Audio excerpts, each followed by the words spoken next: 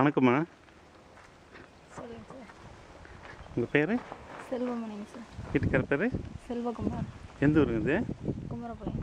குமாரபாளையமா? மணிவண்ணன் மணிவண்ணன் குமாரபாளையம். சரி, இது என்ன ஆட்டுக்கொட்டை எதுவும் உயரமாக போட்டிருக்கீங்க? ஆடு ஒரு நிற்கிது. இது யார் போட்டாங்க? எங்கள் மாமனார் தான். மாமனாரா? எவ்வளோ நாள் ஆச்சு போட்டு? இப்போ 1 வருஷம் ஆகுதுங்க சார். 1 வருஷம். எவ்வளோ ஆடு வாங்கினீங்க? 4 ஆடு வாங்கினோம் சார். எவ்வளோக்கு வாங்கினீங்க? 20,000க்கு வாங்கினோம். 20,000க்கு வாங்கினீங்க. இப்போ இப்போ இருக்கிற ஆடெல்லாம் இப்போ 1 வருஷத்தில் குட்டி போட்டது. ஆமாங்க சார். சரி, இதுக்கு தீவனம்? இதுக்கு தீவனம் இந்த பட்டுப்பூச்சி அதாவது தாங்க சார். ஓகே, அது என்னது? Mulberry mulberry. சரி, இப்போ இந்த ஆடுங்களுக்கு அந்த மல்பெரி தான் தீவனங்களா? வெளியில் மேய்ச்சலுக்கு?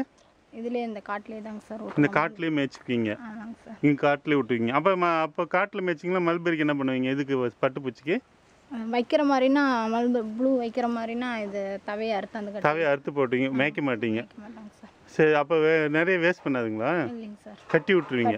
இங்கே மேலே கட்டி தொங்க விட்டுருவீங்க? தொங்க விட்டு அந்த தவையெல்லாம் தின்ட்டு கோம்பு மட்டும்தாங்க சார் இருக்கும். ஏன் அது சைடில் வெளியில் தீவனம் போடுற மாதிரி ஒரு தொட்டி வச்சுருந்தா கழிக்காமல் இருக்குல்ல?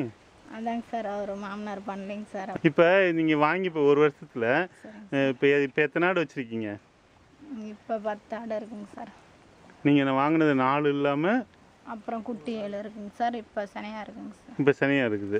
இப்போ நீங்கள் வாங்கினது கெடா எங்கே இருக்குது?